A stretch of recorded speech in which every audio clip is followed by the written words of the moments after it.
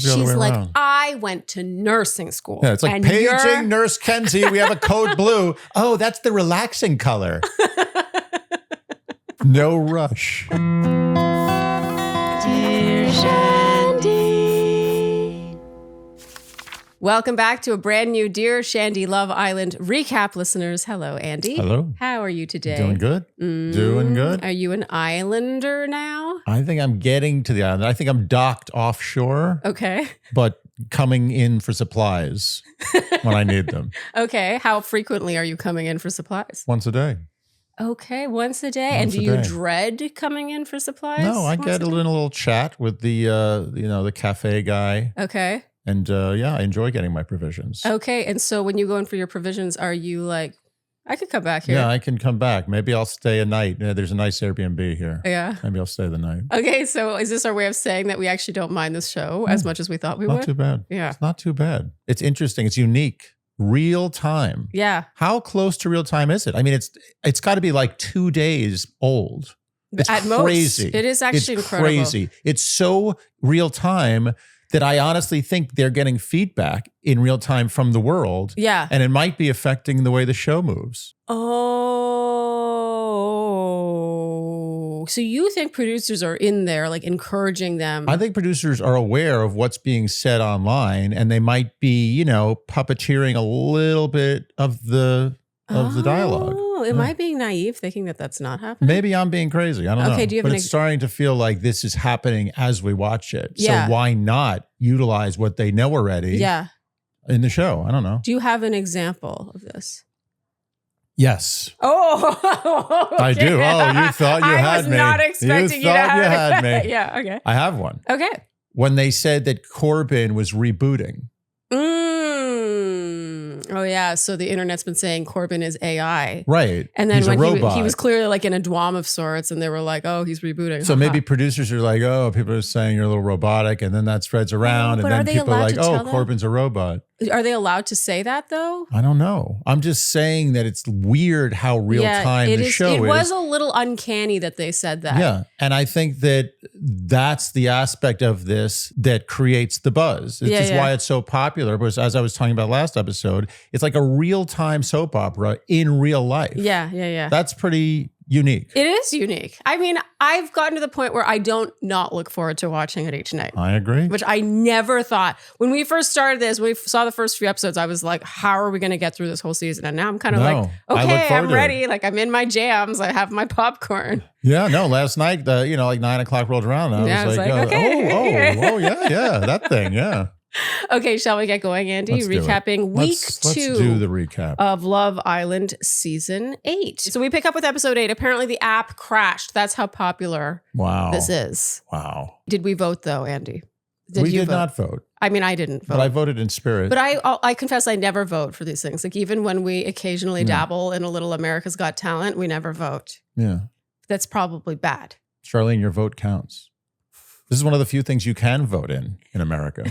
So we pick up with the evening. This is where we had left off in episode 7. Sincere is telling Bryce and Zach that with Soul, it's the first time he has felt affection. So with Melanie, he's been feeling like he's been doing all the pursuing. We're going to circle back to them, obviously. But meanwhile, Gabe is telling all the guys that he kissed not only Jen, but also Soul. And they're all like, what? Both. And then the girls too are like, oh, I kissed so-and-so, he kissed so-and-so. And everyone's having these huge reactions. And what we've learned in the last week, because last week we asked you guys, we're like, why is kissing different in a challenge than it is just around the villa? And apparently it is different. But also really, is anything shocking at this point? Like the fact that he kissed 2 bombshells, should anyone be that shocked? Outside of a challenge or inside of a challenge? Andy, I think that was the first time you used the word bombshells unironically. I think you're right. I have arrived. You have. You're in that Airbnb. We're good. Yeah. All I'm saying is I don't know if I get the big difference between kissing in a challenge and not kissing in a challenge, like it being in a challenge. Like everyone has they're clutching their pearls over kissing. I guess the difference is you're forced to do it in a challenge. Yes. As opposed to a choice you've made outside the challenge. Yes. Okay, so getting ready for bed, Caleb says There's a lot of different avenues and streets that could come out of tonight. All avenues and streets lead to Rome. And okay, I have to point this out. In bed, Kenzie and Corbett, it seems like he's behind her, seems like he's spooning her, and she's got like a finger in her mouth. And she's like, and I was like, oh my God, are they like doing stuff? But then I was like, wait a minute, is she just sleeping with like a finger in her mouth? It was unclear to me, but certainly they're getting very physical. So the next day, Bryce vents to Zach about how Trinity compares them to the other couples. He says in his confessional, maybe it's an age or maturity thing. The last thing he would do is compare himself to other people there. Quote, there's no moral paragon here. Wow. Oh. He's got to, production took him aside. They're like, take it easy, Bryce. We don't do that here. We don't use words that big. Just take it down a notch. Paragon. I haven't heard. I don't know if I've ever heard that word uttered on reality TV. On any reality TV. And he just sort of like threw it. I feel like he put it. You think that's there. His word? Like he has a word that he's like, oh, I know this word. I'm going to use it a lot. I think he uses the word. He likes paragon. the word. He's used it before many times. I agree, and I also think he likes being a person who uses that word. Absolutely. I haven't used paragon. Me neither. I don't know if I've ever used paragon. Me neither. Oh no, I mean I have, but not. I think like twice ever. Oh, okay. You're better than me then. I like the way when I said I haven't used it. Actually. Yeah, no, of course you've used it. So Melanie now pulls Sincere and puts pressure on. She wants answers. What's going on? She apologizes. Like she wants to know what's going on. And to be honest, I think this wasn't a great move because what I'm learning about Sincere is that he just says what he thinks he should say to whoever's in front of him. Yes. Yes. Even to producers, is whether it's a testimonial or he's talking to women or he's talking to guys, or he's talking to Melanie or he's talking to Soul. Yes. He's always telling them what they want to hear. That's how it is feeling to me. Yeah. So here, he's not sincere. And that's why they cast him. They're like, oh my God. we interviewed this guy. Everything he says is bullshit. Yeah. And his name is Sincere. Like, okay, done. Too good Flying to be true. to LA. Totally. Do they go to LA? That's where they do this? No, Probably. It's in Fiji. No, the cast in LA. I'm sure casting is done in LA and they're probably staying in an airport hotel near LAX. I'm sure. This is just what I think. He says he's not interested in Saul. He only wants to be with Melanie. He shouldn't have done that. He shouldn't have kissed Saul. And so they wind up making out. And I'm like, okay, but do you mean this? Of course he does not. And meanwhile, with the guys, Bryce gives Sincere the advice to spend time with Saul to feel the difference. Because you don't know your house is burning unless you leave it. You know what? I'm okay with that. I actually don't. I think you don't know that you're making toast unless you leave your house. Wait, you're burning toast? Burning toast. Is it your house? Is that the saying that you don't know your house is burning down until you leave it? I mean, he said it with such Seems authority. Like there's something wrong there. I mean, this is a guy who uses the word paragon. No, he did use paragon. So now he's essentially an authority on all things linguistic. But I do think that there might be an issue with that. But you definitely don't know that your house is burning if it's not burning. But if your house is burning, I'm pretty sure you know pretty quickly. If you're inside. Maybe you know more quickly when you leave and you see. I think when you smell smoke. I know.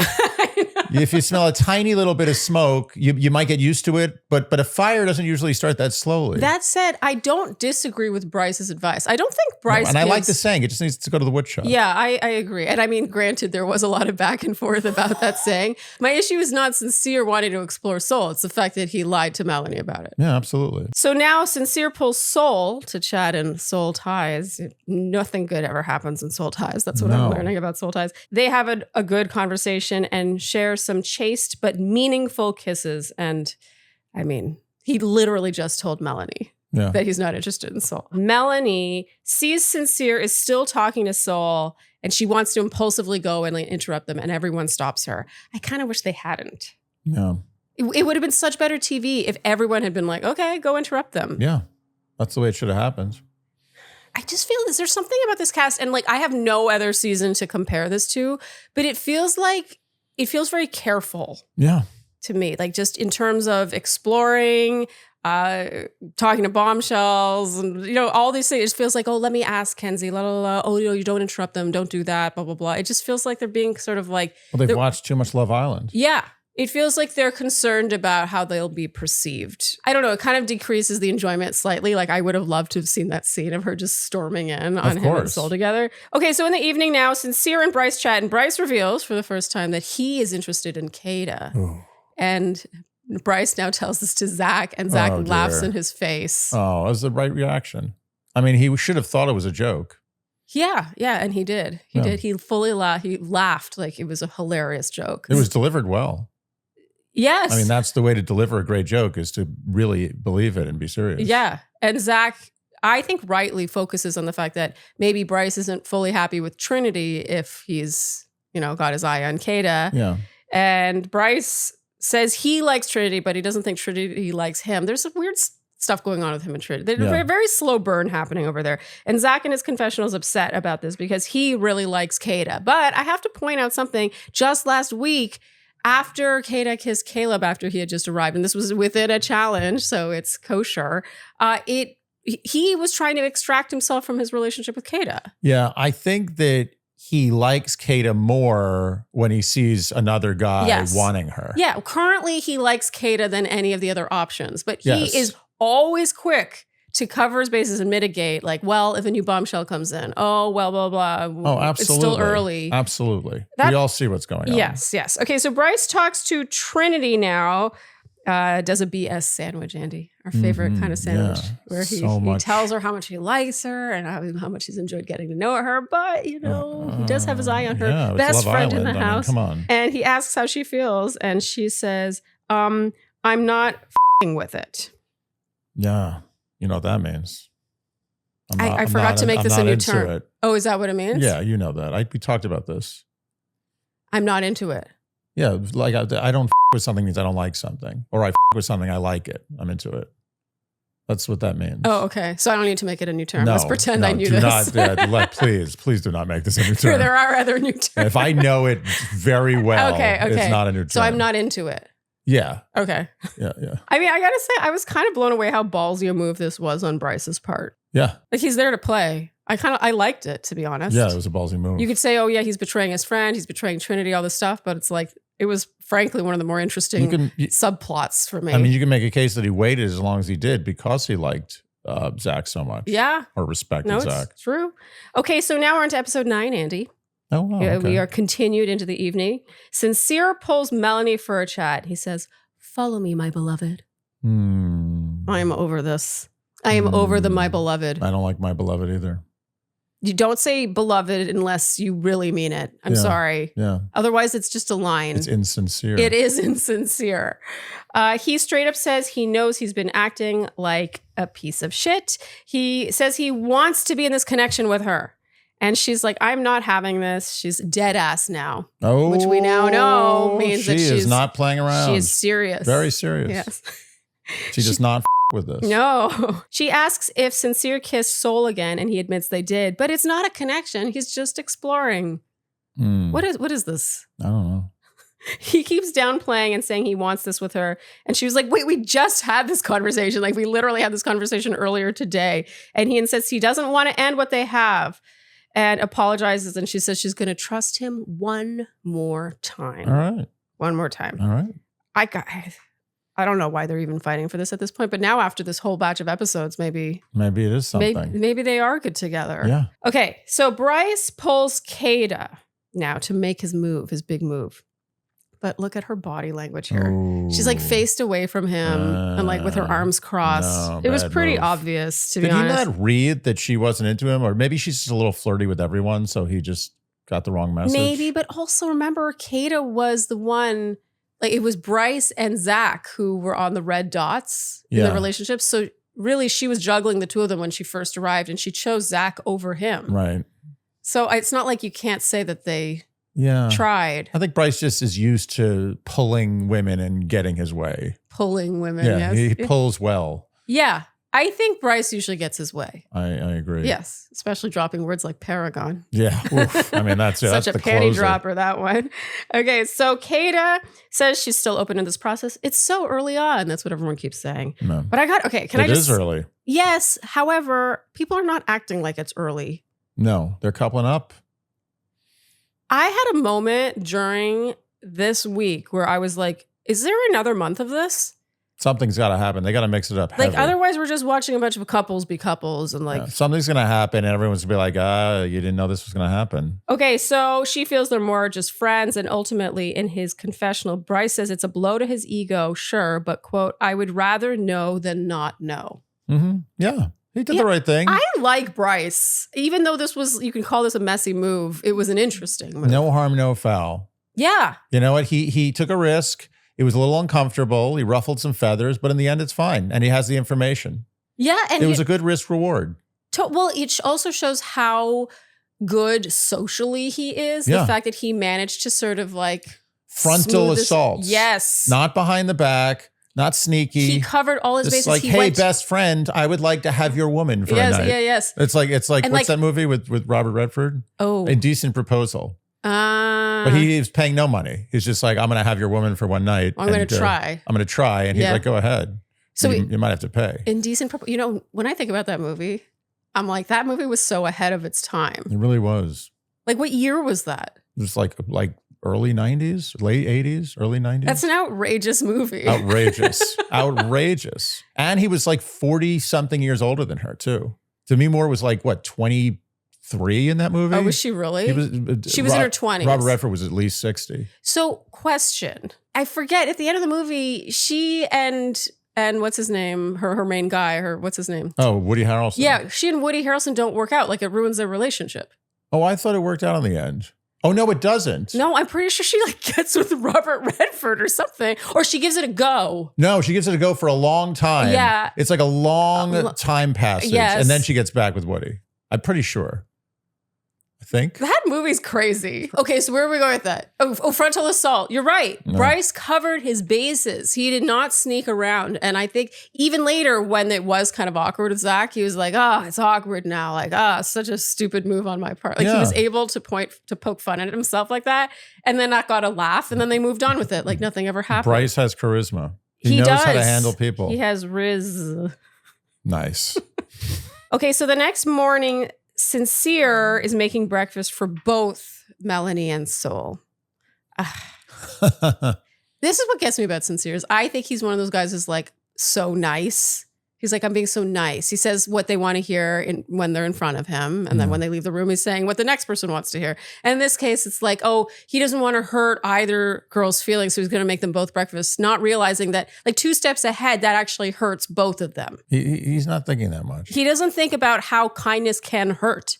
Sometimes you just got to rip off the Band-Aid. I'm telling you right now, this guy has never successfully broken up with someone. Never. Ever. Can you imagine? Question. Can you imagine Sincere ending things? He just does enough bad stuff that he forces the other person to break up with him. Yes, I think so. We all know those people. That has happened to him. Absolutely. Funkity funk function. Funkity funk function. What do you say? Take control of your health for $1 a day. Is that the end? I mean, Andy, it's true. With Function, you can finally take control of your health because I gotta say, and I mean this coming from a Canadian, I grew up in a very different healthcare system. I am always blown away at how things work here in the medical world and how much things can cost. And I just think Function is a no-brainer for anyone living in this country. Yeah, I mean, we have access to this. Why not use it? I mean, you need to know what's in your blood. That's all you are. So with Function, for $1 a day, you can get tested for 160 plus different lab tests. This can test for over 1,000 different conditions, and you can catch things early. They also have MRI scans, CT scans that you can get with member pricing. Mm-hmm. They're testing for things that your physical is not requesting. The average physical tests only for 19 markers. That's insane. And it's super easy. You can book at one of their 2,000 plus Quest locations across the US. And by the way, anytime you go to a doctor where they request lab results, you can just be like, oh, well, I got them. They also tell you what your biological age is. I knew it was coming. Go ahead. Tell them what it is. No, I'm not going to say it. It's very satisfying. You know, if you take care of yourself, it's very satisfying to see. You seem quite satisfied and smug. You were also satisfied. Somewhat. So check your health the way we do. Function provides 160 plus lab tests for $1 a day plus member pricing on MRI and CT scans. Join at functionhealth.com/Shandy. Or use code Shandy25 for a $25 credit towards your membership. Andy, what have we got here? We have got clogs. Clogs. Look at this. Huh?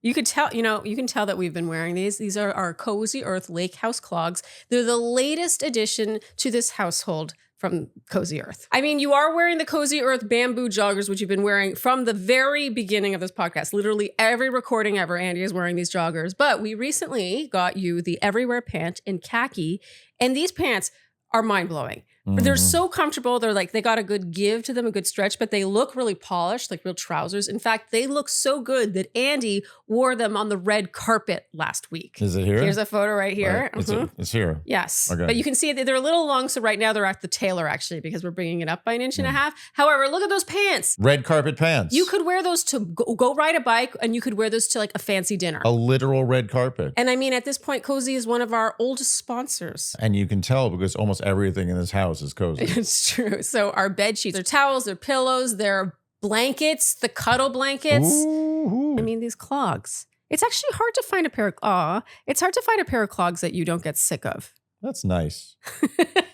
So summer should feel easy for everyone in the house. Cozy Earth's bamboo sheet set, Everywhere pant, An everyday polo, which I have upstairs, are designed to keep him cool, comfortable, and actually relaxed all summer long. Dad lives here. Head to CozyEarth.com and use our code Shandy for an exclusive 20% off. That's code Shandy for an exclusive 20% off. And if you see a post-purchase survey, be sure to let them know that we, Dear Shandy, sent you. Kenzie and Soul now have a conversation where the word like is uttered about 50% of the time. Soul's got to take it down a notch with the like. I mean, Kenzie says it a lot too, but someone's got to tell her. Soul wins for the most likes. Kenzie's nothing. Soul destroys her in like. She says like every other word in a sentence. She says like to the point where if you were challenged to say like as much as possible, and you have to remember, but it's hard to remember, but you're going to start talking and suddenly you'll say a few words without like. Yeah. And you're like, oh no, I'm supposed to say like. Yeah. She says it the most humanly possible. It's like the Olympics every of other saying word. Like. Yes. If that's a challenge. I did think it was sweet that Kenzie chatted with Soul here, just saying like, I want to be your friend. Because remember, this is before the pie challenge where Soul has a breakdown. Yeah. So, this was, I think she was the only one really reaching out to Soul in like a friendly way. I mean, she's trying to get the neutral parties to have someone to back her up when she does all the bad things she's about to do. Kenzie. Yeah. The Soul's a free agent. Yeah. Soul could be a good ally for her. Yeah, it's true. She could be part of her alliance. When she does her bad stuff, Soul's there to support her. It's true. Bryce apologizes again to Trinity now. And she very delicately, I think, brings up race. I thought this was actually, I love how she spoke her mind here. She was like, look, I just have to protect myself.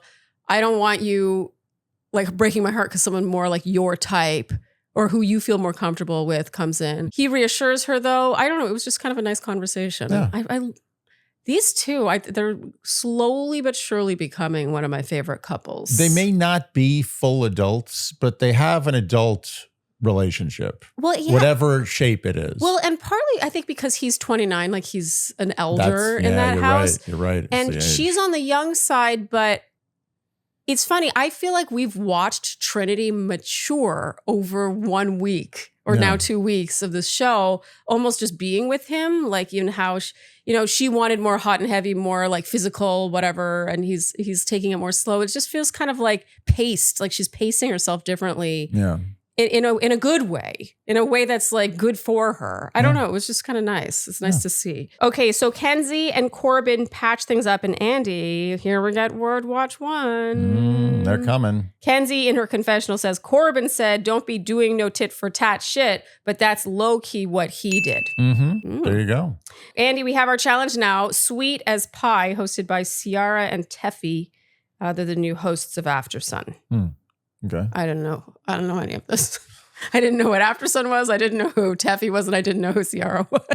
Ding, ding, ding. You win.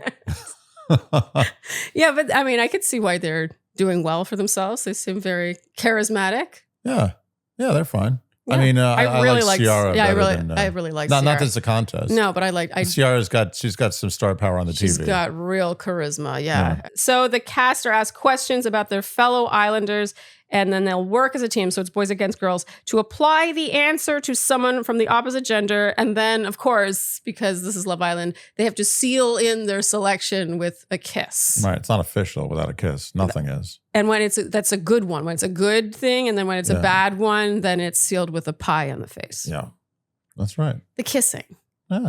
The kissing. It's just too much kissing. I've been seeing that people are saying this season is over-sexualized. But it's not even sex. It's over kissing.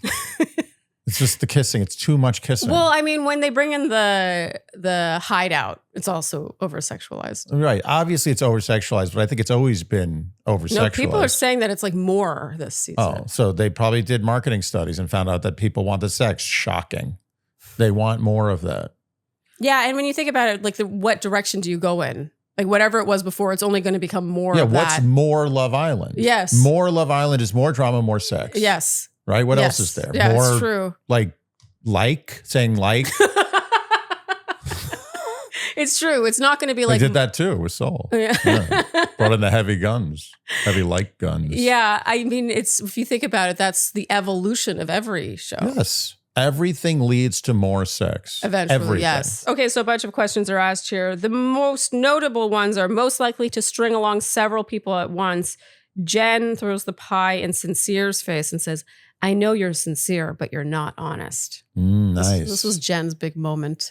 That was a big one. She did well here. Yeah, she did. That was her best. That's her best quote. If you wrote the history of Jen, that's it. She's the one who did that. Yeah. Yeah, I mean, she's right. I think she's right with this. Okay, and then who would be most likely to tell you had spinach in your teeth? Bea kisses Caleb, and Caleb kisses Bea. And apparently this wasn't planned. I mean, this really came out of left field for me. Yeah. Most likely to break girl code or guy code, Kada pies Gabe, and Zach pies Soul. And Soul does not do it. No. Not liking that. She goes like this. She doesn't like a pie in her face. No. She cheated. She didn't accept pie in face. Yeah, because it was not the first pie in her face. I feel like there's no crying in a pie in face game. I'm going to be honest, though. The only other pie in face that she got was who was most likely to ghost you, which I don't think was that bad. And she even admitted that she has ghosted people. Well, it's kind of part and parcel. So basically, the pie goes on her hands and then she runs off crying. Let's dissect this, Andy. You felt at the time that she was overreacting. Do you still feel that way? 100%. Okay. I understand why she was upset, but you're on Love Island. This is not, it's not like you were betrayed by a jury of your peers and sentenced for a crime. Yeah. This is all a joke. Yeah. It's like he could have easily picked some other person. It's probably a coin toss. Like, who cares? Yeah. Why is she crying? People are throwing pies in each other's faces and making out. It's not a time to cry. She's a baby. Yeah, I'm torn because I feel like it's clear it wasn't really about this game. It was more about her being ostracized from the group. Like, I think that ever since she has entered, she hasn't really been included. And she's been sort of enemy number one with all the women who she shares a dressing room or getting ready room with, and like she's sleeping in the same room with everyone. And I think that she's just been left out from the beginning. So she's crying, but she got picked last in dodgeball. I think so. And I think again, something that only children cry about. You don't cry in a pie in the face contest. I mean, I think that this was our first hint that Soul doesn't, I don't think, really have the personality for this show. She absolutely does not. I don't feel like she's having enough fun. No. And I think that you got to be able to sort of like laugh off things like this a little bit better.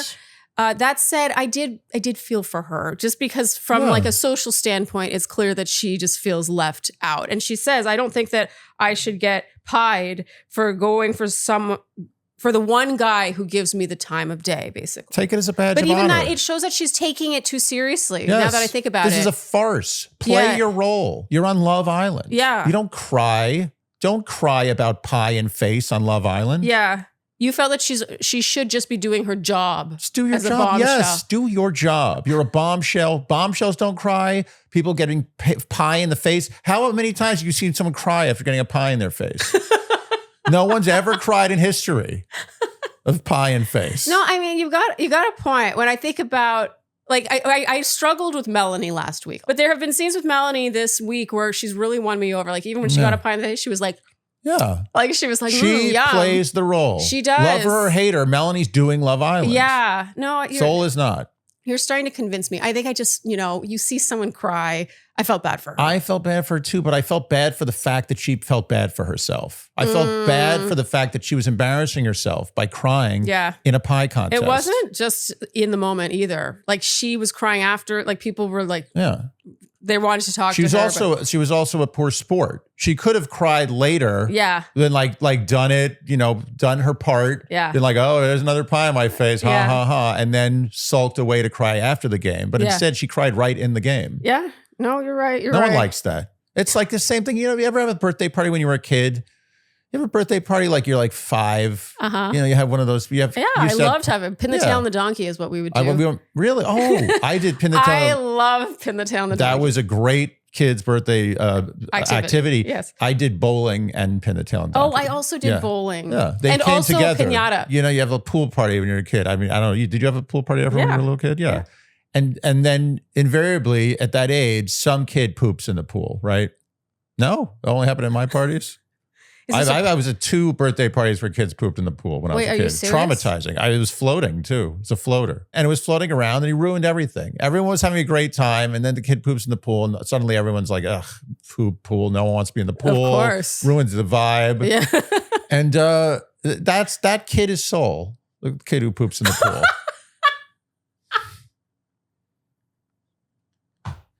Okay, so Soul ruined the fun of the party. I mean, let's be honest. Honestly, even if I didn't know anybody in this cast, you asked me if any of these people who poops in a pool to ruin the party, literally, I say Soul. So you say that even after we've seen at the end of this week what happens to Soul, you don't have that much sympathy for Soul, I'm getting. I don't.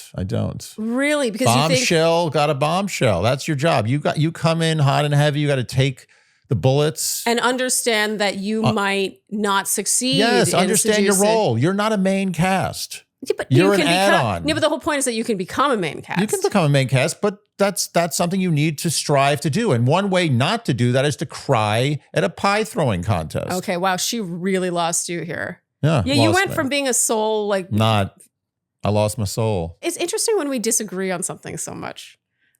It's not that I don't see your point. I think I just, she's still human, even if she came in as a... No, she's on Love Island. No humans. No humans. She signed off on not being a human when she went on this show. Okay, so in the evening, Andy, we have Word Watch 2. Yeah. Kenzie is telling the ladies Corbin asked Melanie for a kiss, and that was giving her, quote, low-key boy vibes. Nice. Okay, so now Ariana Maddox arrives, and for the first time, the cast isn't happy to see her. They know bad things are coming.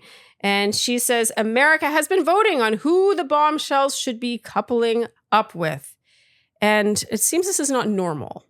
Because remember we asked last week, we're like, what happens now? And apparently it was like a popularity contest. They're just voted, the favorite couples are voted on. Yeah. And then those people kind of get points or something, but they weren't forced to couple up. But now they're like forced to couple up with each other. Yeah. That's not... I don't know. I haven't seen previous seasons. I don't know. This felt really forced to me. It felt wrong. Yeah, I feel like you should let people couple up with and sleep in the same bed with who they want to. I think there should be more eliminations and more new people coming in. I agree. Are they short on casting for Love Island? We need more turnover. They should be able to get 1,000 Love Island people in the wings ready to go. I completely alternates, agree. like in jury duty. Sometimes you have alternates. They never go to jury. They're just alternates. They should have 1,000 people waiting, like a Pez dispenser of Love Island people. I could not agree more. And I also think it would make people way more on edge about these coupling the ceremonies. stakes are so much higher. Yes. If you could go home because you're not liked enough or happily coupled enough or something like that. But the fact that Corbin now picks just between Bea and Melanie... It makes no sense. It's like as if I went to a buffet and there's 5 different foods and I clearly like one food the most. Yeah. It's my favorite food. Yeah. And the other, I don't care for the others. Yeah. And someone's like, America's like, no, you should be eating the roast. You can eat whatever you want except the food you want. Yeah. Like what? No, okay, I'll eat it, but I'm not going to be happy and I'm going to always be looking at the food I want. Yes. And then who cares if you voted for me? The second you take off the guardrails and let me pick what I want, I'm just going to start eating the food I want again. Yeah. And so we're all just watching you bide your time until you can couple up with the person you want. All these people are just eating Brussels sprouts now. Okay, fine. I like Brussels here we sprouts. go with the Brussels. First Andy of all, doesn't like Brussels sprouts, you guys. you don't like Brussels sprouts. You like the stuff that comes on top of Brussels sprouts. I've been through this before. So Brussels sprouts are very good when they're fried or roasted. How about boiled Brussels sprouts with no seasoning? Yeah, but you could say that about anything. A lot of things are not good when they're boiled with no seasoning. Most things are decent when they're boiled without anything. Just a little salt and pepper. They're good. They're good food. Brussels sprouts not a good food. I just disagree. I think Brussels sprouts are good. You just don't like Brussels sprouts. Brussels sprouts are good when they're drowned in things that are good. And AKA sugar, bad. bacon, gravy, balsamic glaze. I don't know what else. What else do you people put on that? You people. Okay, so obviously Caleb is paired with Kenzie. It's hilarious how Corbin just has to like move aside for Caleb to take a spot. Jen is paired with Gabe. Lots of sadness here. And Jen says, I feel bad. And Gabe says, as a bombshell, you just have to accept that. Such a crown of thorns the bombshell wears. They really do, evidently. I mean, look at Soul too. I mean, it's the people are suffering in this world. We should have like a Sarah McLachlan do a thing for the bombshells. I will remember you. Today, there will be 2 new bombshells on Love Island. One of them may not find love. Oh. How would you feel if you didn't find love? This is what's concerning. For 10 cents a day, you can get Soul love and no pies in face. I mean, this is what concerns me about weeks to come. Yeah. Are the bombshells all going to just be a puddle of tears when people aren't leaving? I don't know. But you know what? I'm looking forward to it, whatever happens. I'm an Islander. So, of course, Soul is paired with Sincere. And then Ariana Maddox says, there are 2 single girls and 1 single boy. You do the math. So is it 2-on-1? Okay, so Bea is eliminated, Andy. That's sad. This was a real blow for me. I loved Bea, although she's controversial. People are mixed on Bea. People either love Bea or do not like people usually are mixed on those who speak their mind. Yes. Very openly. I think some people feel that she is, too abrasive. Too abrasive, and other people find her a breath of fresh air. I fall in the breath of fresh air camp, personally. I thought this was such a bummer, but she says, don't cry, you guys. I'm not dying. Don't cry for me, Love Island. I'll be back for some more. I don't know what that is. But I have a feeling things are going to get shaken up. Oh, is that the thing in the movie theater? Oh, yeah. They're screening in movies nationwide. So it's a wide release. What is it? What is it? I have no idea. I think are they just screening the episode in a movie theater? Is it like a reunion after? I have no idea. But in movie theaters, you can go see Love Island. Are we going to go? Everywhere. Incredible. I am fascinated by this phenomenon, I've got to say. And part of me wonders if it's sort of like a snowball effect, like it's become a phenomenon in part because it's a phenomenon. I'm telling you right now, they took soap operas. I don't want to be, this is the last time I'm going to talk about this. Yeah. They took soap operas, which were hugely popular 30, 40 years ago. Hugely, like insanely popular. Yeah, I remember. There were books, like you could buy weekly like books. I don't know if they have digests. I remember being in the checkout at the grocery store and there would be like the TV guide. Every cover of all the rags was some soap opera situation. Yes. Like, oh my God. Like when they shot JR. Oh no, that wasn't a soap opera, but that was an actual show. Anyway, who cares? A long time ago. But they took all the things that they wanted from the soap opera. They literally, it's like they took it and it's almost like they distilled it. Yes. It's like an essential oil. They squeezed all the things that people want. They want more sex. Yeah. More kissing. More scandal. More drama. Yeah. More real time and more real. Yeah. And this is what that is. Yeah. No, it's true. This is the modern version of that. And then you add on top of that the fact that we have an attention span of 10 seconds. Yeah. And throw that in there too. Got Love Island. I don't fight it anymore. Okay. It is what it is. It's the zeitgeist. So how do we get onto that? Oh yeah, Don't Cry for Me, Argentina. Oh wow. So good. Good work. Bea is, I think, a total class act as she leaves. Yeah. There's a touching farewell chat with Gabe. I love that they both just spoke Spanish here. It's like, I would have rather them speak Spanish the whole show. I agree completely. Show us subtitles. We're getting subtitles anyway because most of us watch this show with subtitles, right? Just we don't understand what they're saying. He fully cries here, Gabe. Yeah. I've been enjoying watching Gabe kind of crack open a bit, to be honest. Yeah. He cries here. I think he might have felt a little guilty, which he kind of should, because the reason he got paired with Jen is because he went and made out with Jen. Yeah. Jen had to get paired up with someone. He got apparently. foisted by his own petard. Bea tells them not to fight, no more drama. And Trinity says, "You're quick to check a bitch." I love that. Trinity's so quotable. She's fun. Okay, so Andy, we're moving on now. This should be episode 10. What?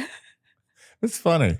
You're I quick like to check. Trinity. Me too. She's entertaining. She is. They knew what they were doing Her with her. style also just Hilarious. makes me smile. Yeah, I love it. great. Okay, so this should be episode 10, but it's actually episode 11 because we're skipping After Sun, which was episode 10. I didn't feel like we needed to watch We this. got a flavor of After Sun and we chose to pass. Yeah. And I'm happy about that decision. I think the main talking points were Sean reading the mayor being angry at Sean for quitting. Yeah. Which I thought was interesting because he did quit being a police officer to go on this show, right? I think so. But he made it sound like he was just like taking a leave of absence. Hiatus. Everyone at the forest was like, "Bravo, Sean. We'll be ready for you when you come back." And then I think the other thing, Bea, when asked who was there just to play, she's like, Corbin, without hesitating. Who she cares? also wasn't really Melanie's biggest fan. Oh. So, Andy, episode 11, the aftermath of the great recoupling of the America voting. The recoupling. Can you make a horror movie out of that? Remember we said anything ending in ing could be a horror movie title? Oh, yeah. The recoupling? Oh, absolutely. That could be a horror movie. Recoupling, hands down. It's like some sort of sci-fi thing where you like combine DNA of two people. I mean, you and could they turn argue into this was a horror monsters. movie in It is some kind ways. of a horror movie. Yeah. I mean, there were a lot of tears, like a horror movie. Yeah, they play music like it's a horror movie. Yes, they do. Yeah. So Gabe and Jen talk about how great a person Bea was. Rest in peace. Wait, did I do that right? No. Soul gives Sincere the tip that when making scrambled eggs, to crack the egg into a bowl and whisk. What was he doing before that? Just putting it in the pan with like... I felt like I needed more information here. How was this a tip? I don't What was know. he doing? I don't know. I assume he was cracking eggs into a pan and scrambling them on a hot pan. Oh, that's so lazy. In his confessional, Sincere praises Soul's callous confidence. That's a new one. You know, Sincere misuses words a lot. You know what? I like it. He goes for it. Yeah. He doesn't. He did. You know what? He's like, I know words. Yeah. And I know what they all mean, sort of. Yeah. And I'm going to put them together however I want. Yeah. And no one's going to tell me not to. That's why I'm called Sincere. Last week, he was like, we're really synonymous with each other. Yeah, that was a good one. Yeah, yeah. Melanie and Soul hug it out in the change room. So she's, Melanie is mending things with Soul here, Yeah. which I thought was very big of her. Although she does use this girl talk moment to ask Soul now if she and Sincere have kissed since. And Soul says yes, which of course sends Melanie into a tailspin. And she protests this recoupling by sleeping alone. She will not sleep with Corbin in the bedroom. She will not sleep near Sincere. She's going to sleep alone in soul ties. I mean, I honestly, if I was in a show, I would make believe I had beef with my coupling Yeah. to sleep in soul ties. Yeah, like who orgasm. doesn't want to sleep in soul ties? Yeah. It looks amazing. Yeah. Zach and Kata whisper. Okay, this is during. Also, you can fart all night long. And you know that's what she was doing. I'm sorry. Break the facade there. Well, apparently women have more flatulence than men. 14% more. Is that the number? Yeah. That's just wrong. I like how it's 14. Like someone did the study so exact that they didn't want to round it to 15. But isn't that just wrong? I may have just made that up. But I know it's more. Yeah, it's totally wrong. It's wrong. It's not wrong. fair. It's honestly, it's an argument against God. Yes. Why would he do that? Why would he create the thing that creates life and force them to have more gas than this guy? All he does is just drop a seed and that's it. What's the C? The seed. Just drop a C? I thought it was That a probably new means term. something. That's a new term. Drop a C. I'm going to drop a C on him. That sounds good, actually. I like It's that. the same way, like we've said before, what kind of a God would make pigs taste like So like delicious. bacon? So Yeah, delicious. yeah, And yeah. they're so intelligent. Yes. Well, let's not get into a big conversation here about religion. We don't want to offend people. I'm just saying that if you get into an argument with someone about religion, Yeah. you could bring up the fact that, women fart 14% more than men and they have to bear children and it's just not right. That's not something that a benevolent God would do. Okay, so Zach and Kata, we have to point out, in the bed. Okay, this is overnight. He whispers about doing too much and it making him look bad or them look bad if someone else comes in. I'm going to tell you right now, from a guy's perspective, and I know my brothers are out there agreeing with me. Yeah. If you really like a girl, you don't protest against physical intimacy. I'm sorry, especially on Love Island. If you grew up in a very religious environment, that's another thing. Mm-hmm. If it's like you're is it both a cultural really thing though? prudish. He's British. No, it's not. It's not think. Oh, you think Brits don't? Oh, they do. I bet you. It's the same discrepancy of gas between women and men. It's 14% more in Britain. Yeah, it's starting to bug me.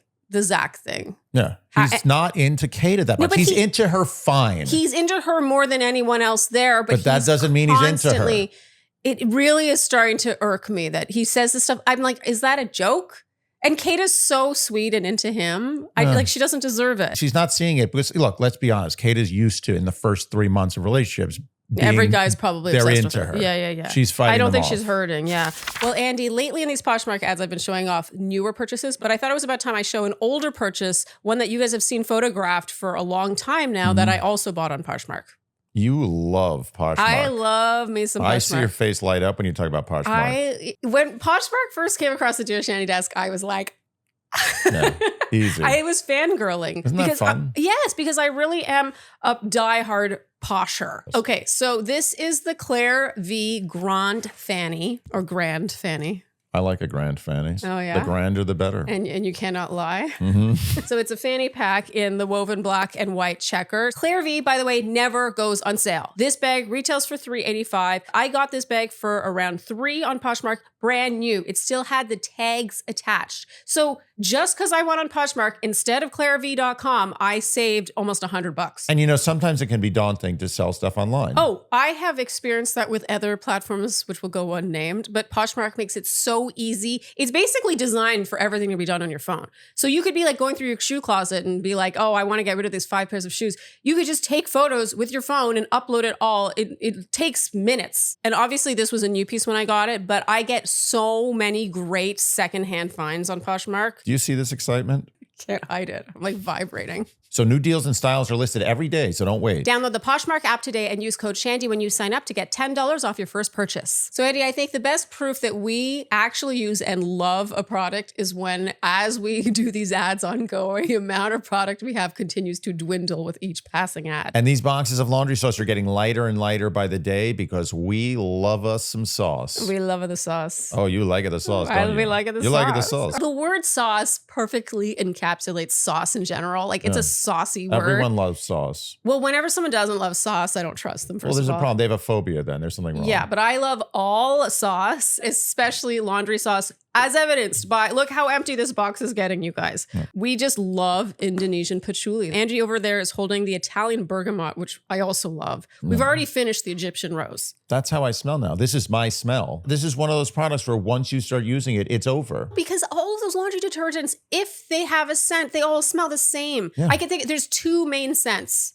We all know the 2 and they're main obvious. scents. They're too obvious. Yeah, well, and they're just like, you smell and you're like, oh, that's that scent, that laundry scent. Yeah, you smell like laundry. Yeah, instead, with laundry sauce, you can smell like, think like a sophisticated department store. Yeah, a hotel lobby. A nice hotel Very lobby. Very nice, like a White Lotus style lobby. Yes. Elevated. Sophisticated. Nuanced. They evoke classy. Emotion. Elegant. Did I say elegant? Yes. Oh, well, they're twice elegant. So for a limited time only, our Shandies get 20% off your entire order when using code Shandy at laundrysauce.com. That's 20% off your order at laundrysauce.com with code Shandy. After you purchase, they'll ask how you heard about them. Support Dear Shandy and tell them we sent you. It's time to make laundry day. Oh, the best day of the week. Okay, so it's the next day. Everyone's always wearing swimsuits, I wrote, but no one ever seems to actually swim. No, we haven't seen any swimming. Sometimes they'll dangle their feet in the hot tub. Okay, yeah, occasionally dangling. Casey and Soul talk now. He admits that when she first came in, he was, quote, kind of very interested.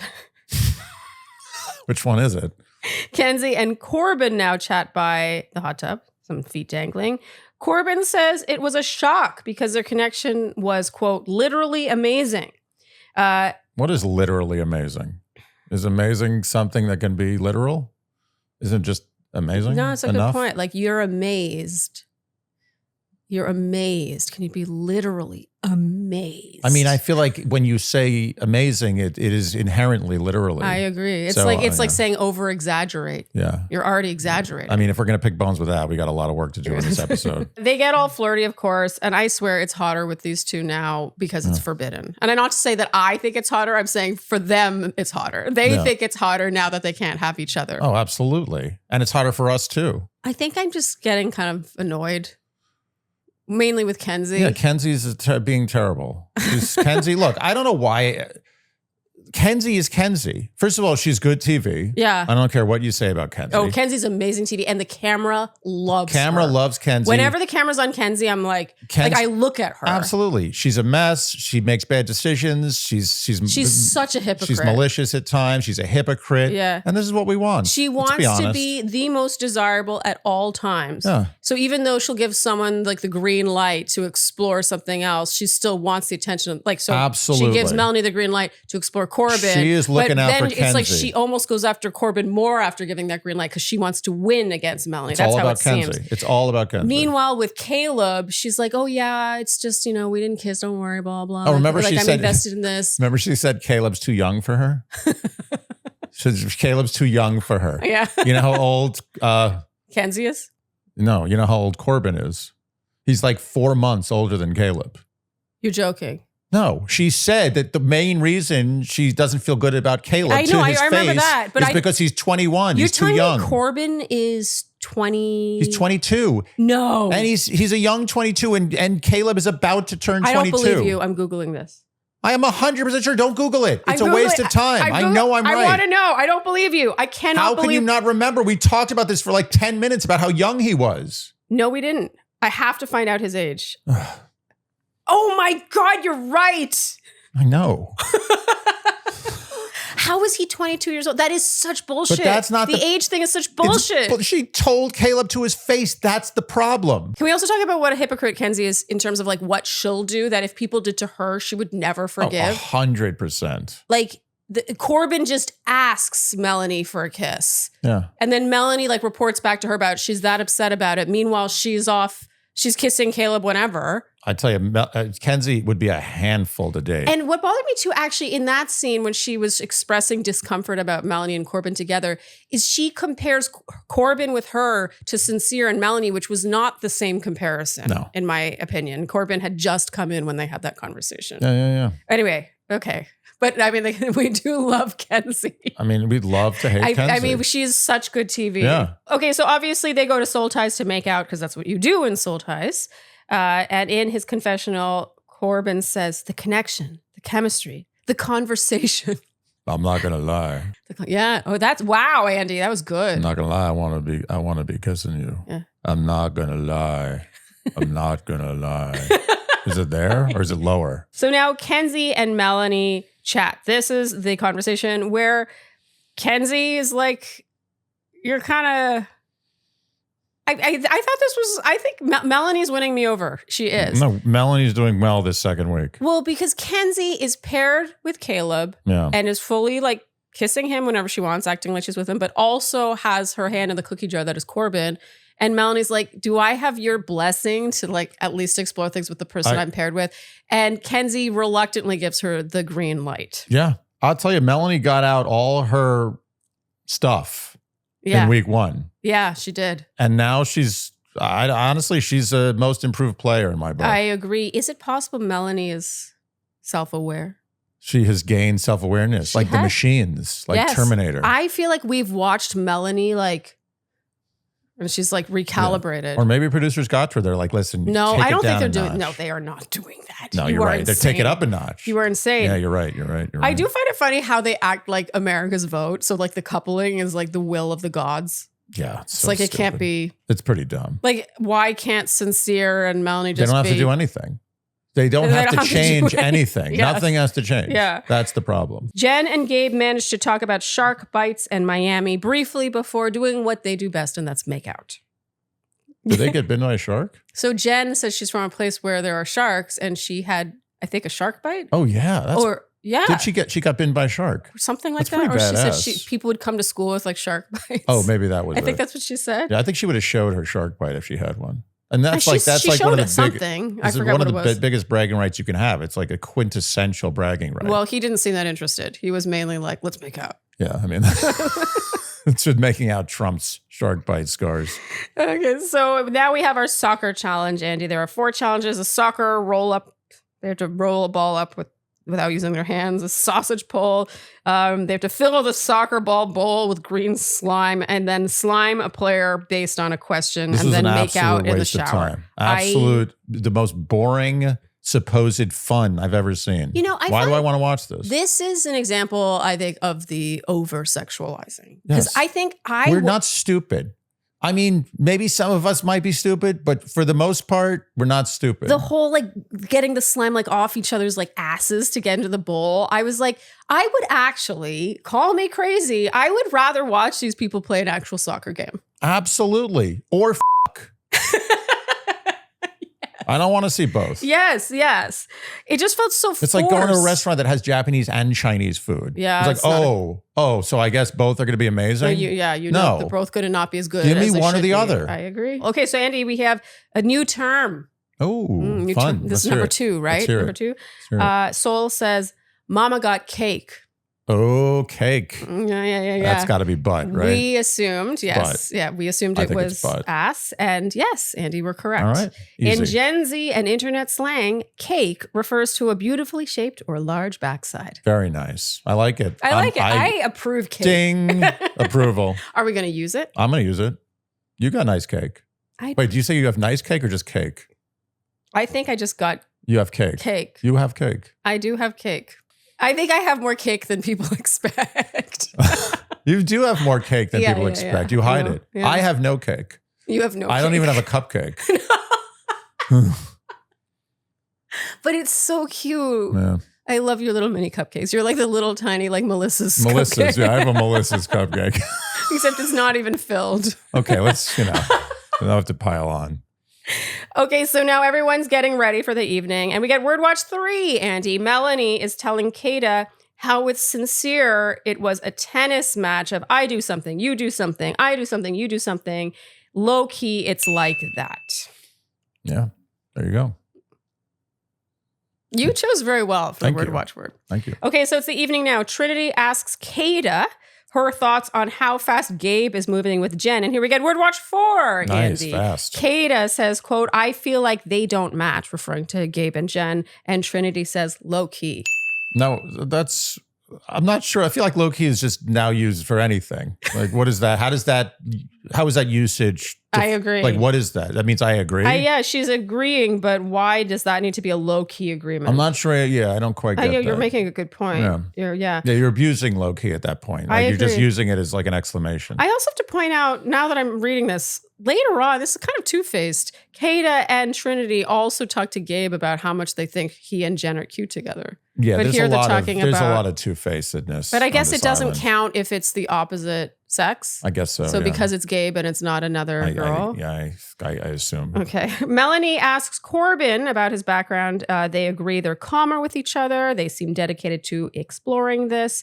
That doesn't go anywhere. While Anaya confronts Zach about his comment about Casey and Soul. So Casey not exploring Soul. And Zach is like, oh, it's always me. I never mean to do this. Oh, I feel so bad. And meanwhile, Casey pulls Soul to chat while that conversation is underway. And here we get new term. The fateful chat. Number 3, Andy. Oh, what is it? Soul is saying she wasn't getting any energy from anyone. Quote, I'm not going to dick ride anyone and ask for that energy. And Casey responds, I didn't want to dick ride you either. And she says, but you're a guy, you should lead. Okay, so Andy, you felt dick ride meant to flatter. Yeah, or to grease someone up. See, I thought it meant like mess with. Fluff them up. Okay, I felt based on context, like if I thought it was like mess with. So for example. You don't ride a dick to mess with someone. You're riding a dick, it's good for the person getting their dick I know, but ridden. it doesn't make sense based on the context. I'm not going to dick ride anyone and ask for that energy. And he says, I didn't want to dick ride you either. Oh. And then she's like, right. but That's you're a little confusing. Yeah, but you ended up being right, Andy. Oh, all right. Yeah, I was wrong. Yeah. In Gen Z and internet slang, dick riding means being overly obsessed with, blindly defending, or overly flattering someone. There you go. So I guess the point is that it's overly. Yeah. I mean, that's fine. I don't think it's that creative, but I'll take it. It's fine with me. Yeah, Dick ride, I mean, that makes sense. It's literal. It describes a person who completely loses their objectivity to support or hype up another person, often a celebrity, influencer, or romantic interest. Right? That's exactly what I would have assumed it meant. According to the internet, the phrase is highly versatile. It can be used in many contexts. I mean, it was highly versatile in this context too. I mean, they used it both positively and negatively. Yeah. Okay, so the gist from this conversation is Casey should have shot his shot because now they'll never know. All right. So Anaya sees this underway and pulls Casey for a chat. She's not happy. Oh, she is not. She says she doesn't want to be the safe option, and he says she's confusing safe option with first option. I thought that was a cute answer, actually.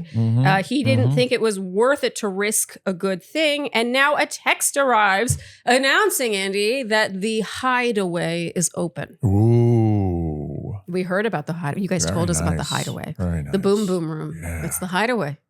Yes, it's very understated. Very well sanitized room. So the group has to agree on which couple will go stay in the hideaway. And so Zach and Kata go.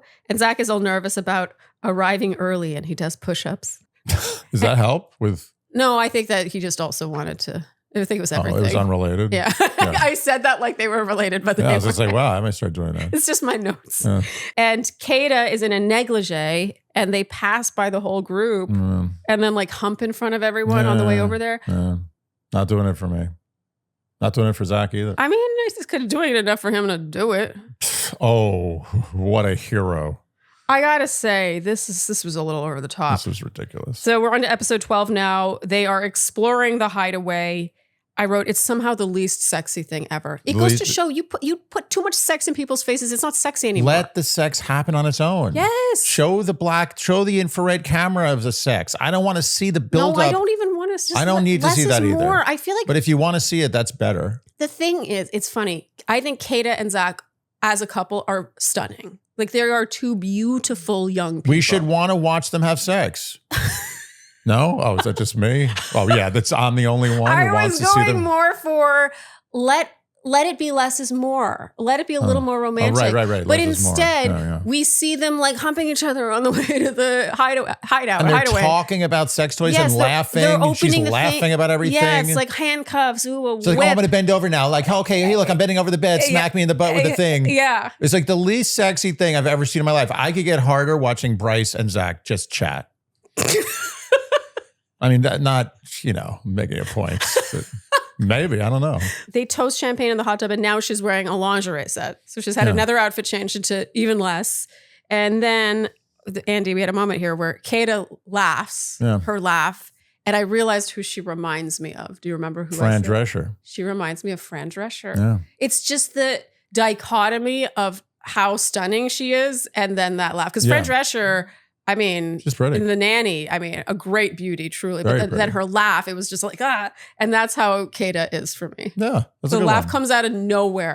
That was a good callback. I mean, not callback. That was a real throwback. We'll see if anyone else agrees with me. In bed now, she tells him to grab the handcuffs. And I wrote, why are they still filming them? Yeah. And then they kept filming them in the dark.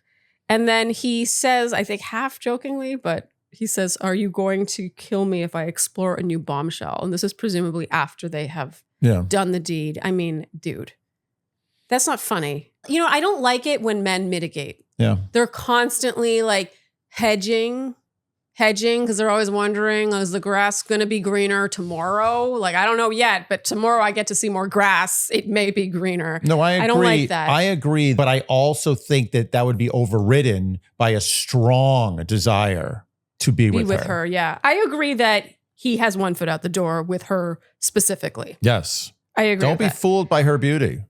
Okay, it can be annoying.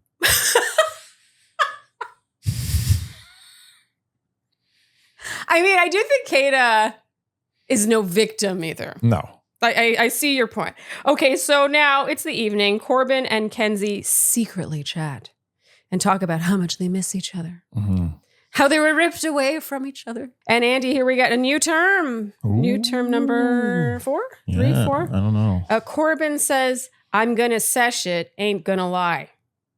He never lies, Corbin. Everything. So Andy, we assumed that sesh is like short for session because we use sesh as a noun.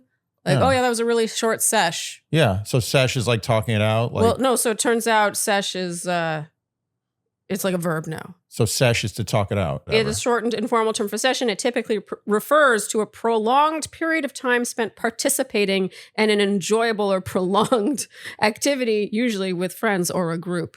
Well, it's a very broad term. But apparently it's also incredibly versatile. So it could be like, you could be playing video games. You're going to sesh it. I'm going to give this one a thumbs down. Yeah, not into it. I wrote, what do these two even talk about? It's just variations on my feelings for you are still there. I'm not going to lie. I'm not going to lie. And Andy, we already have our next new term. Wow. Corbin says to Anaya, tomorrow we finna chat. And then also the next day with Casey, he says, I'm finna get hot. We assume this meant going to.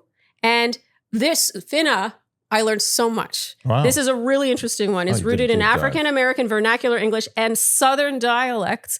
And if anyone wants to make fun of me for not knowing this, there is a fantastic YouTube video by Language Jones that has 85,000 views, and it's specifically about finna. Wow. Mm-hmm. So what is it, like I'm fixing to something? Yes. Oh, that's what I thought. Yeah, well, so we knew, like we got based on context what it meant. It means you are about to do something, preparing to take action, or in the immediate process of getting ready. So for example, I'm finna go to the store means I'm about to go to the store. So why can't you just say I'm fixing to? I guess so that people were saying I'm fixing and they were kind of leaving off the to, and then fixing becomes finna. Like it's sort of misheard. Like it's easier to roll off the tongue. Or it's a combination, I'm fixing to and I'm going to. Yes, but this is the most interesting part to me, is that on linguistic and slang discussion forums, users note that finna is often used interchangeably with gonna, but it uniquely carries a sense of imminent preparation or intent. Oh, like I'm finna to kick your ass.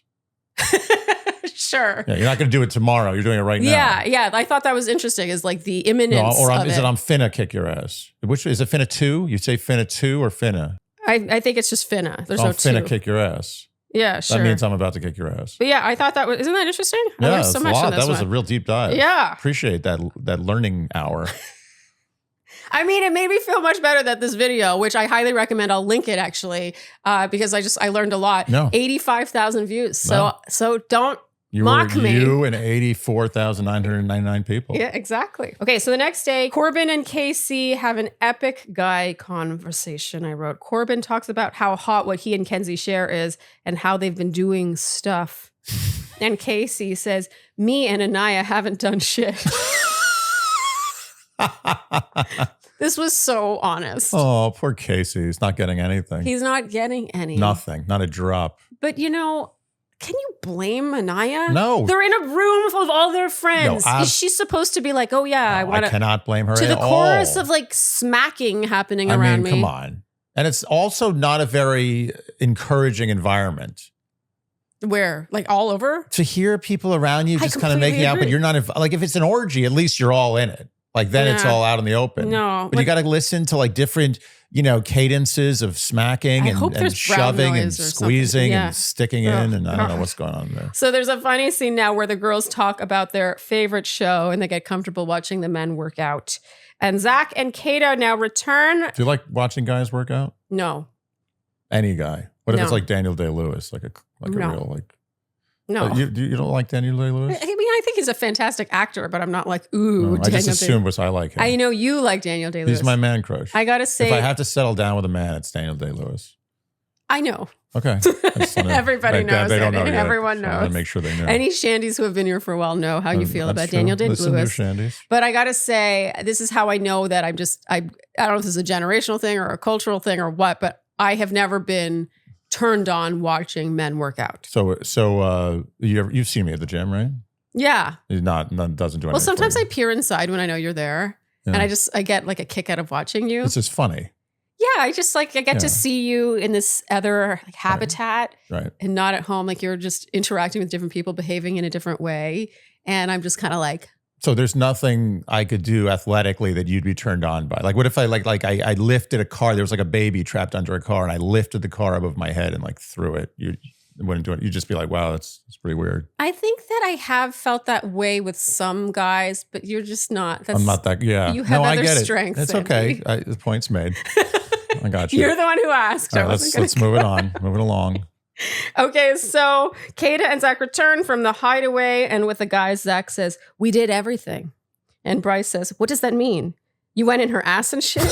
What does everything mean?" Bryce keeping it real. It's like, I mean, if we're talking about everything, I mean, everything is everything. So we get Word Watch 5 here, Andy. Soul says, "I low-key had sex right before coming here." Ooh, Word Watch 5. Mm-hmm. I gotta say, I was clutching my pearls during this part, the post-hideaway part. Oh, absolutely.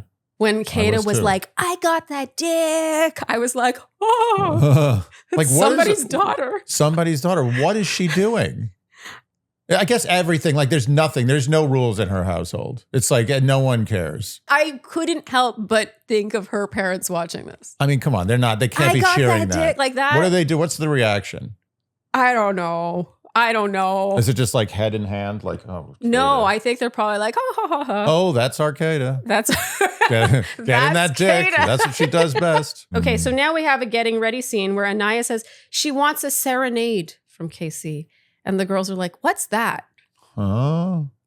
I'm just saying that they could also have new terms. So they know what low key is, but not serenade. Okay, so in the evening now, we could not get over Trinity's boots.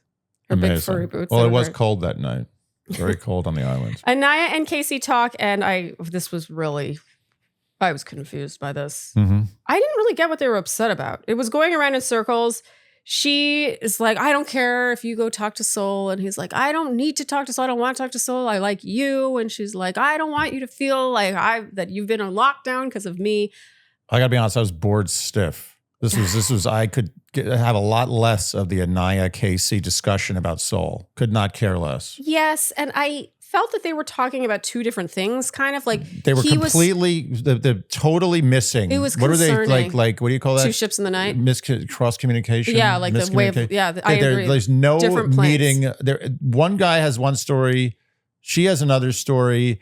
I don't feel that she was in the right to be that upset, to be honest. I agree. It's Love Island. Like, give me a break. The guy just literally had a chat with someone. But also I think she kept insisting, "I don't care if you explore Soul. You should go talk to Soul. I don't want to feel like I'm blah, blah, blah." But she was showing with this whole scene how upset she was about it. So it was a kind of hypocritical, but also. But I don't think, go ahead. But on top of that though, I feel like what he was talking about was what she had said about being serious versus laughing. And he's like, this is how I am in certain situations, but usually I'm like this. And like, they were just talking about different things. 100% miscommunication. That's why I lost interest. I was like, I'm listening to a conversation that makes no sense. But also I think the root of Anaya's displeasure with the situation has nothing to do with Soul. It has to do with the fact that Casey's pulling back a little bit. And it's obvious. Casey's signals have decreased. The strength of his signal for Anaya has decreased. And I think we've all seen that. I don't know if I agree with you. I completely, trust me, he's dropped like from an 8 to a 7. Since Soul came in, or do you think just they're in the last few, I don't know. Because they're not taking the relationship to the next level in the bedroom? I'm telling you right now, he's losing it a little bit. Oh, really? And Anaya feels it, and she's reacting like a slightly drowning woman. And I don't think Soul has that much to do with it. I think she just happened to be there at the wrong time. It's kind of a self-fulfilling prophecy, because I feel like as Anaya continued to be upset about this, you could see the whole dynamic between them souring. Yeah. He's sick of it. Yeah, well, he was sick of just this. Like, it's not her, it's how she's reacting about this thing. I mean, I do think that there's some self-sabotage there. Yeah. Like, if she was able to just sort of laugh this off and just take him at his word, then I think that they could have mended things. Absolutely. She's spiraling because she senses. She has a sixth sense that something is a little off with Casey. And I think that Casey has perfect right to step back a little bit, because she's getting too serious, as he said. She's too serious.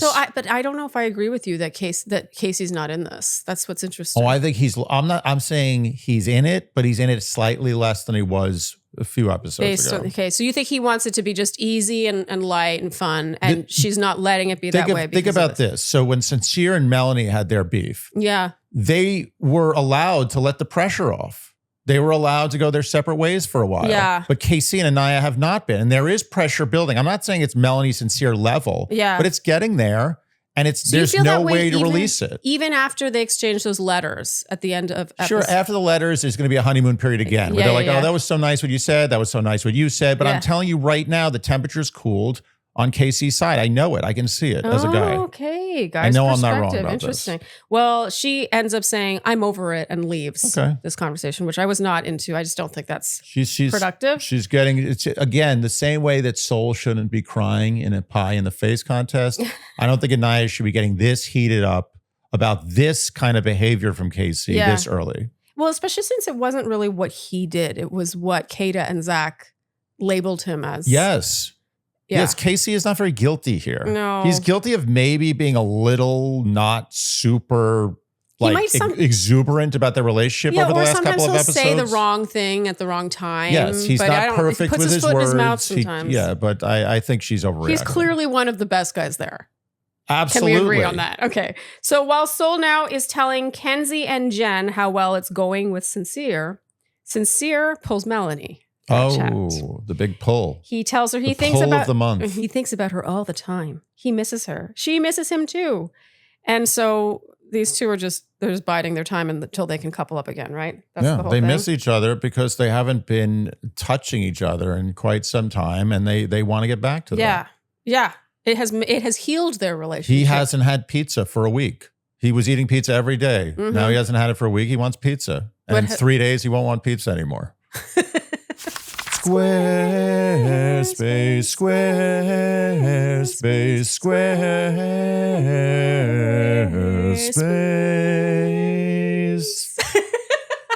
You know, it suits the Jurassic Park theme, Andy, Squarespace, because it captures the wonder of building a website with little to no design experience. Yes. And despite being about dinosaurs, Squarespace is not a dinosaur. Okay, but seriously, Squarespace, not a dinosaur. In fact, I would just say an innovator. As a baby dinosaur.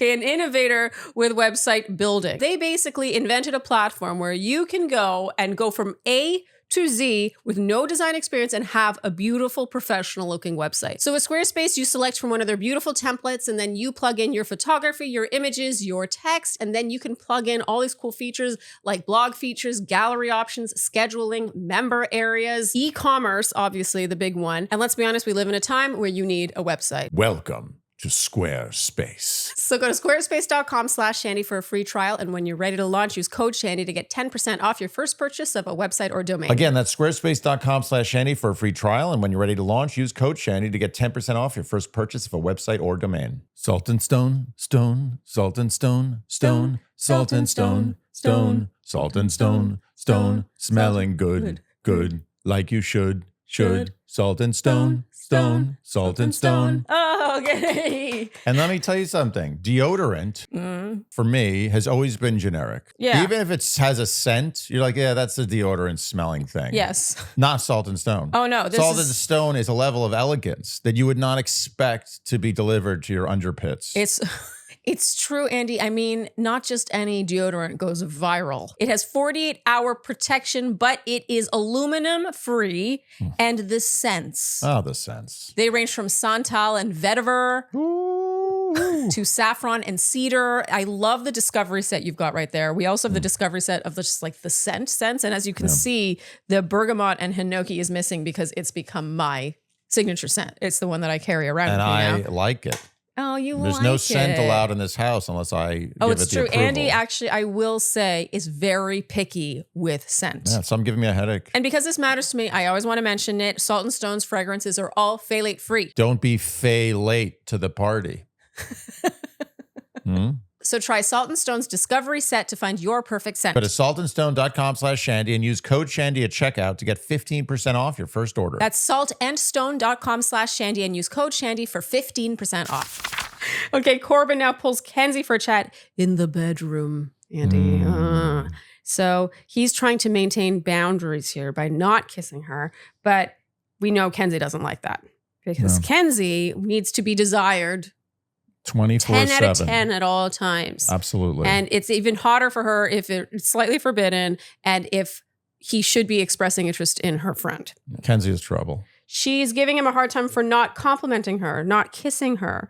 And she says, you're not giving me signs that you like me. And he's like, what are you talking about? I'm pulling you. I'm talking to you right now. Supposed to do? And finally, that's it. He breaks down. Yeah, he breaks down. He kisses her. And they start making out to the tune of an offensive cover of I Think We're Alone Now. Yeah, what's going on with that?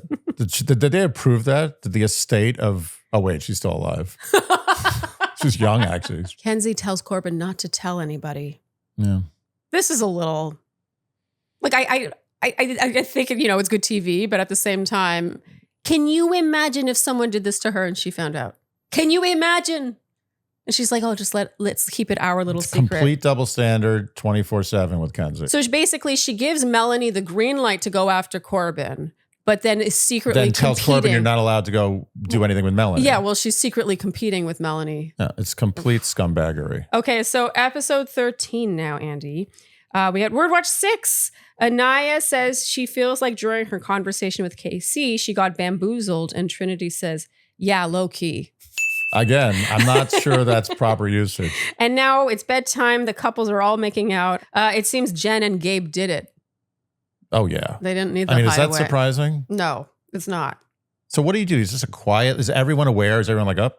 Or they wait for people to go to sleep? Or is it like a really like sort of, under radar? You're just kind of like slipping it in like real quietly on the side. I don't know, but if there's anyone who I believe can do this, it's Gabe.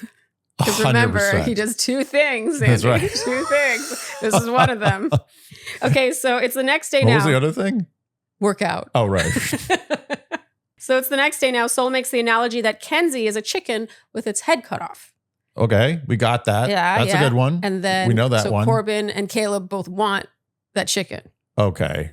No, and can't do that. Corbin had the chicken. Nope. But now he doesn't care about the chicken as much. Caleb is like, I want that chicken. No, this is mixed metaphor hell. Kenzie now talks to Jen, and again, the hypocrisy. She immediately tells Jen, this is the next morning, she tells Jen about her makeout with Corbin, the very makeout that she told Corbin not to tell anyone about. Unbelievable. So she can break those rules, but he can't. How it is impressive that she is making Corbin somehow the more likable person here. Unbelievable. Unbelievable. He's absolutely the more likable person. He is. And Jen is like, that's why he gave you the heart-shaped pancake. and Kenzie says, I need that shit. Doesn't that sound like an Alanis Morissette song? Heart-shaped pancake? 100%. Also, I think she doesn't just need a heart-shaped pancake. She prefers a heart-shaped pancake when it's given to her in front of the girl that he's paired with, Absolutely. Which is exactly what happened. Kenzie likes all the things you're supposed to not like. Yes. Corbin asks Melanie how that pancake made her feel. A little gassy. She says it makes her want to back off and not be in the way. And he tells her not to self-sabotage. Oh, wow. Ugh. Yeesh. I gotta say, Corbin and Kenzie really do deserve each other, actually. Absolutely. Caleb and Kenzie now talk. We learn that he has 2013 vision. Wow. And he's like, yeah, I'm told I have like fighter pilot vision. And she's like, I have 2030, so mine's better than yours. And he's like, dear. Oh, dear. I think the second number, the lower the second number is, the better your eyesight is. And she's like, no. The confidence with which she said that. And you notice Caleb, the consummate Southern gentleman. He's such a gentleman. He smirks, but he's like, oh, I didn't know that. I thought it was the other way around. She's like, I went to nursing school. Yeah, it's like, paging Nurse Kenzie. We have a code blue. Oh, that's the relaxing color.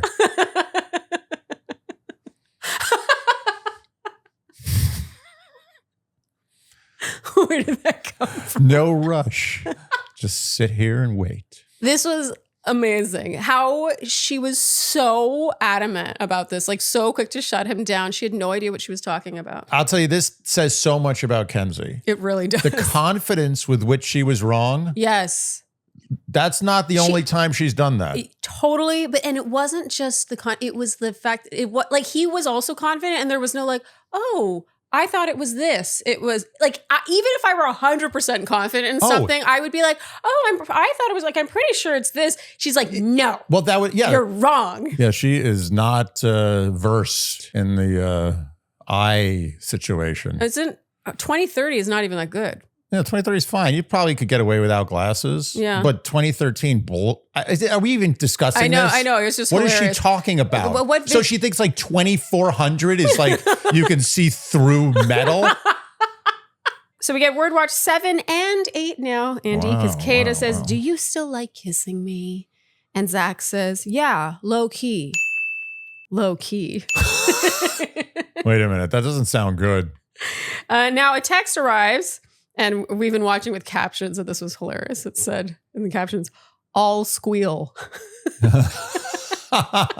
So the new challenge is they have to write out their feelings in love letters to their partner of choice. And the ladies are like, where's ChatGPT? No, that's sad. This made me sad. I know it's funny, but it's sad. It made me sad. There's a whole article about this. I read how even if you write your own essay, like you really do the heavy lifting, you just use ChatGPT for like general guidance. Yeah. You're learning at like astronomically less efficiently than you would without using ChatGPT at all. Yeah. Yeah. Well, you're basically like editing. Well, you're not writing. Writing is a process that's very internal. It's very like you formulating these interesting thoughts. And what they're saying is that they've analyzed like millions of school papers with AI, of course. And they found that original ideas, like truly original human ideas, have dropped dramatically since people started using ChatGPT. So you're getting well-written papers that have good ideas, but they're not novel. Yeah. Which,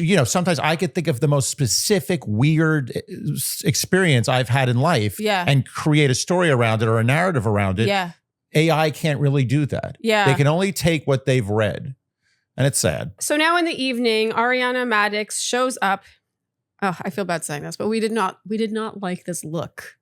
Oof, it's rough. I mean, I appreciate that she goes there, but there were a lot of issues with this look. Andy, you said it looks like she lost a dare. I understand like the clipping. She usually looks great. She does. But the thing is, the reason I said that is because it felt like every aspect was wrong. Yes. It would be one thing if her outfit was weird and everything else, or her makeup was weird, or her hair was weird. It was all kind of like, I don't know what happened. You think she was angry? You think she left the dressing room like this? This is what you got? I think she liked it. Really? But I felt if the dress looked bunched up, like it looked like stuck to her, like really bad static in some spots and then like bunched up in other spots. And then she had these like clip-in bangs, but then like had a piece of hair that was like swooped over to like, I guess, disguise the clipped-in part. And it just, and the bangs were all like jagged. Yeah. And then the makeup was weird. And the makeup was just, it didn't really like suit her. I was distraught by this. Yeah. What was going on? Yeah. It wasn't my favorite look. But I always respect a strong choice. And that was a collection of strong choices. You take many risks in life. You will sometimes lose very big. 100%. But most of the time you get rewarded. It happens to me on this podcast. Sometimes I'll put together a look and the Shandys will be like, no. Yeah.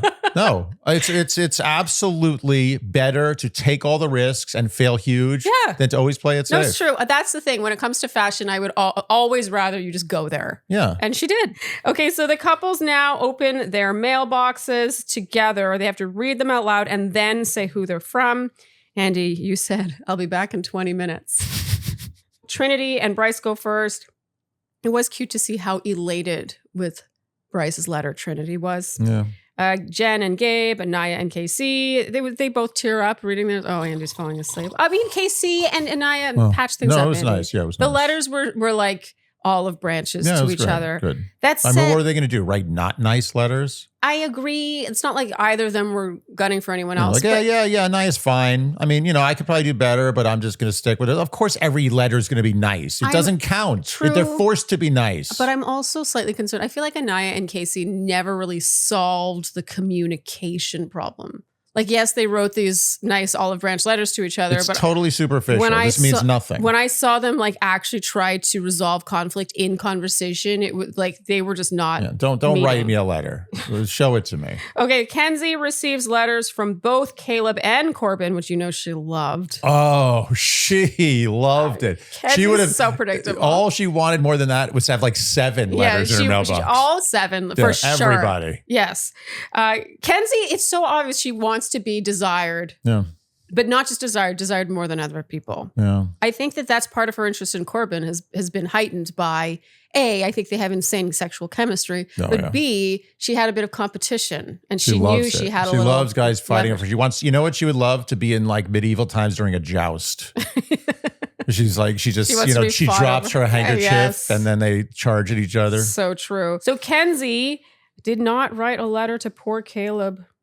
Corbin is thrilled with Kenzie's letter. I feel like this was the first time we saw the real Corbin. Yeah. Like he was smiling ear to ear. Oh, he liked it. He was like victorious. Oh, yeah. I felt bad for Caleb. He was low-key competing with Caleb. I felt bad for Caleb. Yeah, he didn't deserve this. That said, I think this is good for Caleb in the long run. Look. Like this will build so much character in him. Absolutely. He took it like a champ too. Okay, Sincere now receives both letters from Sol and Melanie. Sol's letter was a poem. It felt like no one talking about that. Mentioned anything about it being a poem. Yeah. A poor Sol is letterless. So now I felt bad for Sol. Now I truly, after the poem too, she put effort into it, making things rhyme. Yeah. I felt bad. Well, I really felt like she was duped. Was it a poem or was it just an accident that it was a poem? No, I think it was a poem. It was a poem. I felt really like Sincere truly led her on. Yeah, absolutely. He led her on way more than Kenzie led Caleb on. And I thought Kenzie led Caleb on as well. I felt like Sincere was sneakily like, he went and chatted with Melanie. He was just feeling it out. He was like, I just want to make sure you're still thinking about me. That almost felt like knowing Sincere, because I don't think Sincere is dumb. No. I think he knew a recoupling was coming and he was feeling out that Melanie would still want him. Absolutely. Without that conversation, I don't think this would have, the cookie would not have crumbled. I completely agree. I felt bad for Sol. Yeah. But now she's got Caleb, so she's fine. So I guess Sincere and Melanie are just back together. Like, how's there a whole other month of this? Like, who's going to break them up now? It seems unlikely. Someone's going to. So yeah, Sol and Caleb are now a couple. Andy, you said, why don't they just get kicked off? It dilutes the value of what a couple is. Absolutely. Yeah. How is that a couple? Just what is it? Just wherever the garbage is, you just put them together? It makes no sense. No, it's true. I do feel like they should be a little more relaxed about letting people go. Just let them go. Goodbye. Yeah. Or let them be in like a Ponderosa, like in Survivor, where they're just kind of there and you can grab them back if you need them, but they're not really involved. I think that the higher stakes make it so they actually leave. Get them out of there. Get them off Fiji. Yes. Take their passport. Okay, well, Andy, that's the end of this week. So it's time for our predictions. I don't even know what to predict. I don't know what to predict. I think the prediction is, who is America going to like and not like? Oh, okay. Okay. I got it. America is not going to like Kenzie. Not after this week. No. I think she deserves it too. America is still not going to like Corbin, but they're going to find him a humorous sideshow. Yes. I think America is indifferent to Jen. Yeah. Indifferent to Gabe. Yeah. Actually. Yeah, I agree with that. I think that they probably like Melanie. They do not like Sincere. I do not think I don't know if they like Melanie. I think they have confusing feelings about Melanie. Yeah, Melanie is a complex character. Yeah, Sincere didn't make any friends this week. No, he did not. I think people like Bryce and Trinity. Absolutely. And I think people love Anaya and Casey. Absolutely. Yeah. Okay. Yeah. What about Zach and Kata? I think people are annoyed. I'm just saying it. People it's always my opinion. I think people don't like that Zach is always mitigating with Kata, but I think they like Kata. Yeah. But in terms of like a squeaky clean couple, I think the only two options are really Anaya and Casey, and then a little bit of Bryce and Trinity. I agree. Okay. So Andy, our word watch, we had a total of 8 low keys. It's a good number. Yes. And if you remember correctly, the prize was 1 free box from Ollie dog food, plus free treats and a free dog bowl, a whole dog caboodle for your pup. I mean, we love Ollie. We have it in the freezer right now. Ruby had some this morning. We're big fans of the human grade dog food. So, Andy, how many correct guesses were there for the 8 Loki's? 9 correct guesses. Okay. Yeah. 9 people got it in on time. 9 people. Well, 2 people didn't get it in on time. Okay. But there were 9 total correct guesses. Okay. All right. And our winner is Jade Whitford. Congratulations. You are the winner of this great prize from Ollie. We thank Ollie for sponsoring the Word Watch today. And so please email us at dearshandy@gmail.com to claim your prize. And Andy, what is the word for next week? Dead ass. Okay. Okay. So seriously. Serious. Yeah, there's going to be a lot of dead ass conversations next week.